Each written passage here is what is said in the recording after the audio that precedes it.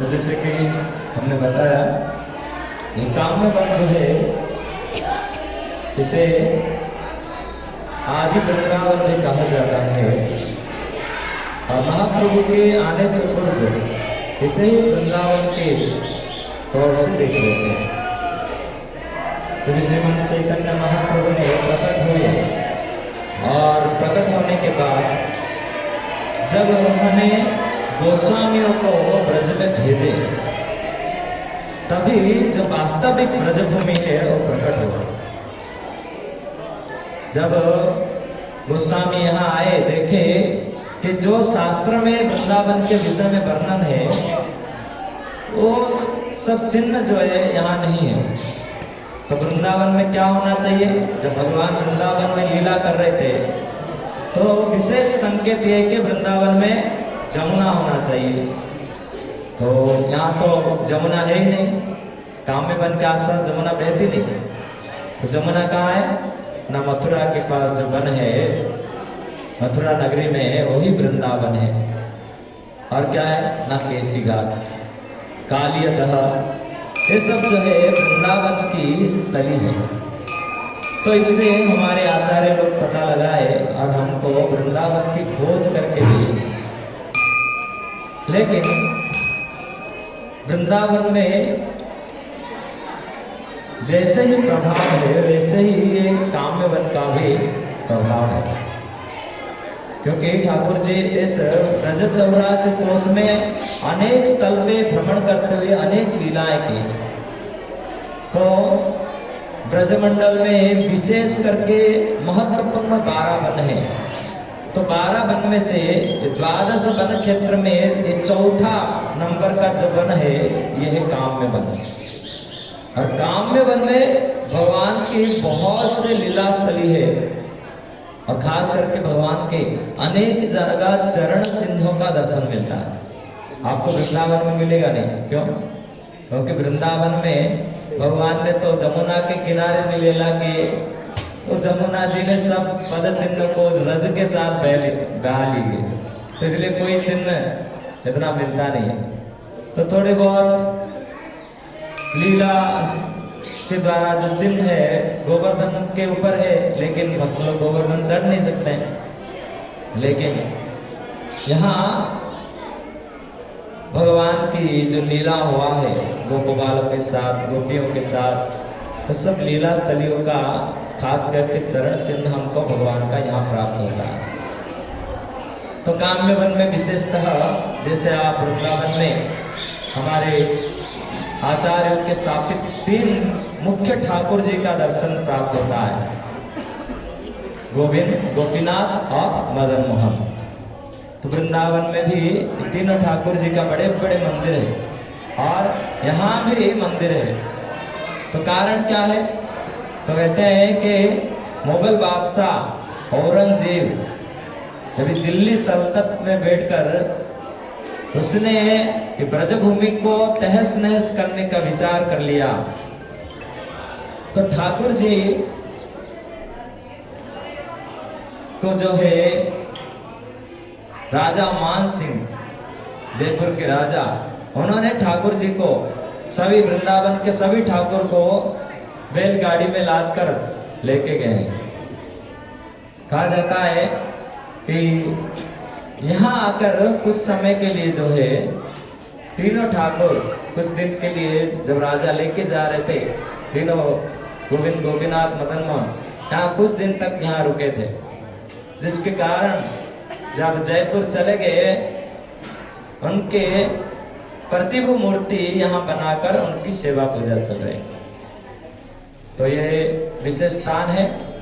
तो गोविंद, आप मदन मोहन जयपुर जाओगे, गोविंद जी, गोपीनाथ जी, राधा दामोदर, राधा विनोद लाल, राधा माधव और करौली में राधा मदन मोहन, इन ठाकुर जी के दर्शन होते हैं जो मूल ठाकुर जी है। और जब वृंदावन से सभी भगवान आ गए, उनके साथ वृंदा देवी भी साथ में आए थे, लेकिन सभी ठाकुर तो चले गए, लेकिन वृंदा देवी एक काम्य वन में रुके। जब हम गोविंद जी का दर्शन करने जाएंगे, वहां स्वयं वृंदा देवी के हमें दर्शन होगा, जो कि काम्य वन में ही रहते हैं। तो कैसे वृंदा देवी तो वृंदावन के है, तो वृंदा देवी वृंदावन छोड़ के चले जाएंगे तो ये वृंदावन नहीं रहेगा ना, इसलिए ब्रज छोड़ के नहीं गए, ब्रज में ही निवास कर रहे हैं। तो विशेष स्थान है। और आप देख रहे हो यहाँ गोपीनाथ जी के दोनों तरफ दो माताएं खड़े हैं। कौन कौन है, कौन बताएगा? कौन है? राधा रानी और जाह्नवी माता। कौन है जाह्नवी माता? पता नहीं। नित्यानंद प्रभु के पत्नी है। तो श्रीमती जाह्नवी माता नित्यानंद प्रभु, महाप्रभु, इन सब के अबरकटे के बाद उन्होंने जब ब्रजभूमि का परिक्रमा किए और विशेष करके यहाँ आए तो विशेष लीला हुआ। तब बताइए इन दोनों में से कौन राधा रानी है और कौन जाह्नवी माता है?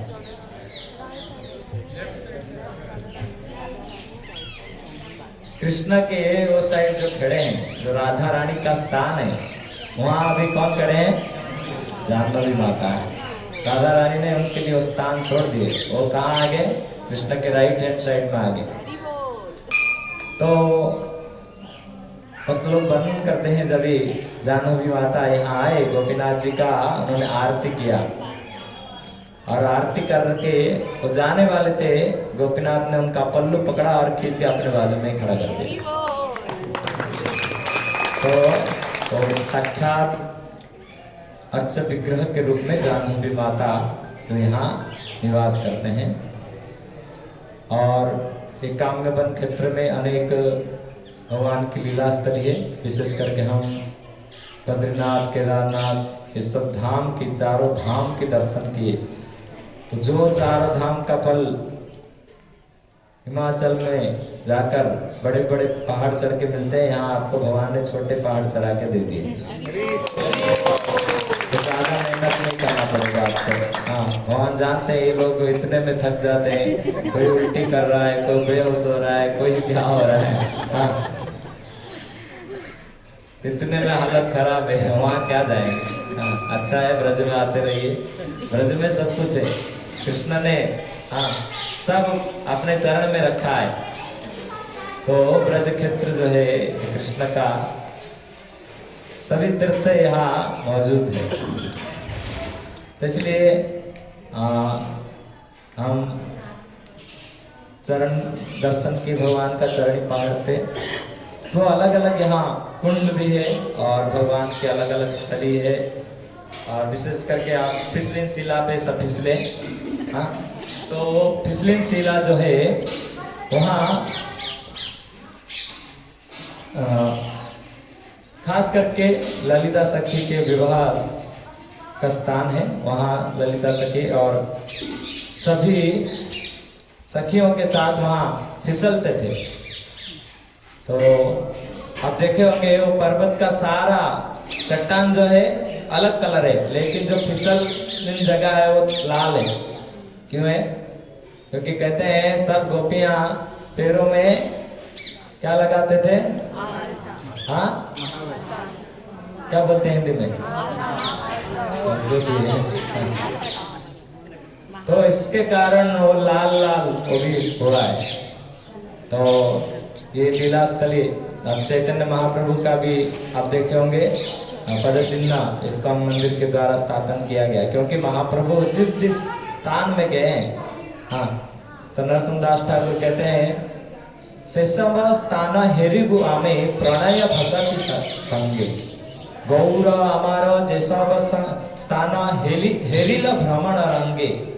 कि चैतन्य महाप्रभु जिन जिन स्थान पे घूम घूम के उस स्थान की महिमा को सुने, वर्णन किए, उस स्थान को मैं भक्तों के साथ भ्रमण करके उस लीला स्थली को देखूंगा। तो काम्य वन में अनेक कुंड है और ये काम्य वन में विशेष पांडवों का वनवास का समय रहा है। तो काम्य वन में ही जब उन्होंने वनवास के टाइम थे, विशेष 2 लीला हुआ है यहाँ पांडवों के साथ। एक तो पांडव जब रह रहे थे यहाँ, आप देखे होंगे कि यहाँ एक कुंड है जिसे धर्म कुंड कहते हैं। तो धर्म कुंड में ये लीला हुआ था, जब पांडव ने आए वहाँ जल पीना के लिए गए, प्यास से थे, जल पीने गए, तो वहाँ एक यक्ष रहते थे जिन्होंने पांडवों को पूछा कि मैं कुछ प्रश्न पूछूंगा और प्रश्न का उत्तर दोगे तभी आप पानी पी सकते हो, अगर नहीं दोगे उत्तर और पानी पियोगे तो यहाँ ही मर जाओगे। तो पहले नकुल और सहदेव गए तो सुने नहीं, पी लिए, वो मूर्छित हो गए वहां। और फिर अर्जुन गए, अर्जुन भी उनका प्रश्न का उत्तर नहीं दिए, उनको भी अपने शक्ति का घमंड था तो भी वहां ढेर। फिर चौथे पांडव भीमसेन गए, हाँ भीम भी बोले देखते हैं मैं क्या कर लोगे आप, मैं पानी भी पीऊंगा, पानी भी लेके जाऊंगा, मेरे भाई को बचा के भी लेके जाऊंगा। वो भी पिए, वो भी गए। फिर अंतिम में धर्मराज युधिष्ठिर महाराज गए और वो अत्यंत विनम्रता पूर्वक कहे कौन है आप, और आपके सभी प्रश्न का मैं उत्तर देने को तैयार हूँ। तो बहुत से प्रश्न पूछे, उनमें से एक प्रश्न था अहनि अहनि भूतानि गच्छन्ति जमालयम शेषस्तावर मिच्छन्ति किम आश्चर्यगतकरम्। इस संसार में आश्चर्य क्या है? तो धर्मराज युधिष्ठिर महाराज जवाब दिए कि यही आश्चर्य है कि अनेक अनेक जीव जो है रोज मरते हैं और जमलोक में जाते हैं, लेकिन जो बचा हुआ है को क्या सोचता है, मैं नहीं मरूंगा। यही सबसे बड़ा आश्चर्य है। और पूछे भूमि से ज्यादा वजन भारी क्या है? हाँ क्या कहे? हाँ। तो ऐसे अनेक प्रश्न का उत्तर दिए। अंतिम में जग से प्रसन्न हुए और उन्होंने कहा देखिए कि तुम्हारे भाई में से मैं 2 ही जन को जीवित कर सकता हूं और 2 जन ऐसे मृत्यु को प्राप्त होंगे, क्योंकि मेरे प्रश्न के उत्तर नहीं दिए। आप चुनो किसको जीवित करना है। तो युधिष्ठिर महाराज कहे मेरे 2 छोटे भाई नकुल और सहदेव को जीवित करा दो। तभी यज्ञ पूछते हैं वो तो आपके सौतेले भाई है, उनको क्यों जीवित करना चाहते हैं? आपके सगे भाई दोनों को जीवित कराओ। तो देखो वो कहते हैं मैं मेरे माँ का एक बेटा जीवित हूँ, बड़ा बेटा हूँ, जीवित हूँ, और छोटे दूसरे मैया की, छोटे मैया की अगर कोई भी बेटा जीवित नहीं होगा तो फिर ये गलत हो जाएगा, अन्याय होगा, मैं धर्मराज हूँ। तो कहते हैं ठीक है, एक उनका एक तुम्हारा हो सकता है ना। तो नहीं कि मैं बड़ा हूँ, मैं जीवित हूँ, तो मेरा कर्तव्य, छोटे का ही अधिकार है। तो जक्ष प्रसन्न हुए और 4 को जीवित कर दिया। और यही स्थान पे विशेष लीला हुआ था जब दुर्योधन के 56 भोग पाकर दुर्वासा मुनि मतिभ्रष्ट हो गया और दुर्योधन कहा जाओ पांडवों का आशीर्वाद देने जंगल पहुंच जाओ। और दुर्वासा मुनि आए, एक भोजन करना है। तो तब तक द्रौपदी माता भोजन कर लिए थे, तो अक्षय पात्र जो था उसमें क्या निकलेगा। तो उन्होंने कृष्ण को पुकारा, हे गोविंद, हे केशव, संकट है, रक्षा करो। और दुर्वासा गए नहाने, और जब तक नहा रहे तब तक यहाँ कृष्ण पहुंच गए और वो बर्तन में लगा हुआ छोटा सा दाना को खाकर उन्होंने कहा जस्मिन पृष्ठ जगत पृष्ठ, कृष्ण आप तृप्त हो जाओ। तो कृष्ण तृप्त हो गए और उधर धक्कार मारने लगे उधर। अरे गुरु महाराज कभी कभी ये कथा के बहुत आनंद लेते थे और वो खुद धक्कार का आवाज निकालते। किसकी जैसा। हाँ, तो बहुत सुंदर ये स्थली है। तो इस प्रकार शास्त्र में वर्णन है इस विषय में। कहते हैं चतुर्थ काम्य वनानं वनमुत्तमहं तत्र गत्वा नरो देवी मामलोकमह्यं। तो आदि बरहा पुराण में कहते हैं कि ये काम्य वन चतुर्थ वन है। और कहते हैं तत्र काम्य वनम राजन जत्र बल्य स्थित भगवान सात्व मात्रेण सर्पेशम सर्प काम फल लभे। कि ये विशेष स्थान है। ये स्थान जो भी व्यक्ति इस स्थान पे आता है, जो भी कामना लेके आते हैं, यहाँ एक कुंड है जिसको कहते हैं मन कामना कुंड। तो आप मनस कामना, जो भी आपका मनस कामना है उस कुंड में नहाओगे तो पूर्ति हो जाएगा। और काम में बन के दर्शन मात्र से आपकी सभी कामनाएं पूर्ण हो जाएगा। तो यहाँ महादेव भी है, वो कामेश्वर महादेव है। आपकी जो इच्छा है, कामना है, वो पूरा कर देंगे। काम यानी यहाँ शास्त्र में वर्णन है, काम यानी भौतिक कामना नहीं है। तो यहाँ की काम का मतलब है प्रेम, शुद्ध प्रेम, जो गोपियों के हृदय में था। तो गोपियों के हृदय में क्या था? न कृष्ण के प्रति कामना, कृष्ण को प्राप्त करने का जो कामना था उसे, वो प्रेम की कामना है। इसलिए शास्त्र कहता है कि जो गोपियों का प्रेम है वो शुद्ध है। आत्मेंद्रिय प्रीतिवंशा तारे बोले कामा।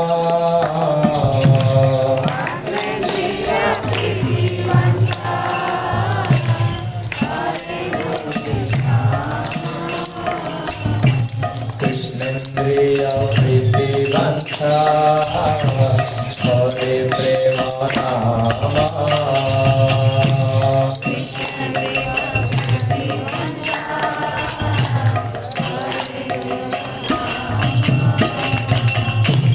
आत्मेंद्रिय प्रीतिवंशा नाही गोपिकारा। आत्मेंद्रिय प्रीतिवंशा नाही गोपिकारा। कृष्णेंद्रिय प्रीति लागे सर्व सुख सारा। कृष्णेंद्रिय प्रीति लागे सर्व दुख सारा। कहते हैं अपने इंद्रिय प्रीतिवांछा, जो खुद के इंद्रिय तृप्ति चाहता है वो क्या है? काम है। जो कृष्ण के इंद्रियों को प्रीति देना चाहते हैं वो प्रेम है। इसलिए यहाँ जो काम का अर्थ है, ये भौतिक जगत का काम नहीं है, ये दिव्य काम है जो कि कृष्ण की इंद्रियों को प्रीति देने के लिए, इसलिए ये काम में बने। यहाँ गोपियां कृष्ण की, गोपाल सब कृष्ण की तुष्टि के लिए कार्य करते हैं, इसलिए काम में बने। तो यहाँ काम की पूर्ति करने के लिए अच्छा क्या करना है हमको? कृष्ण की प्रीति के लिए अपना काम मनस्कामना पूर्ण नहीं करना है। हमारा मनस्कामना क्या होना चाहिए? जो गोपियों का था। हाँ, गोपियां भी कामना करते थे, जाके किसके पूजा करते थे? कात्यायनी देवी का।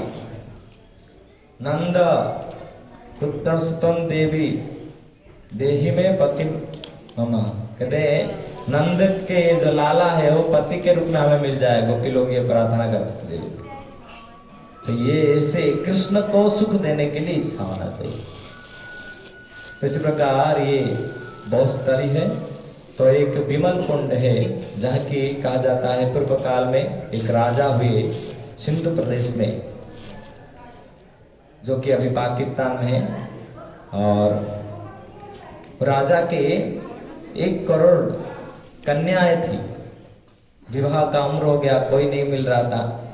तो उनको पता चला द्वारका में एक राजकुमार है जिसका नाम कृष्ण है।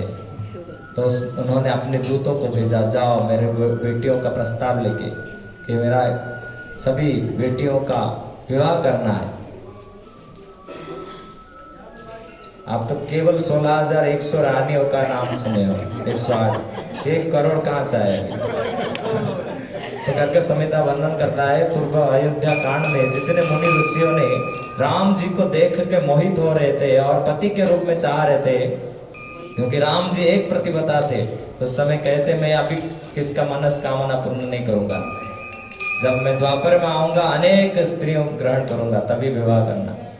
तो वही मुनिचरा गोपी कहते हैं।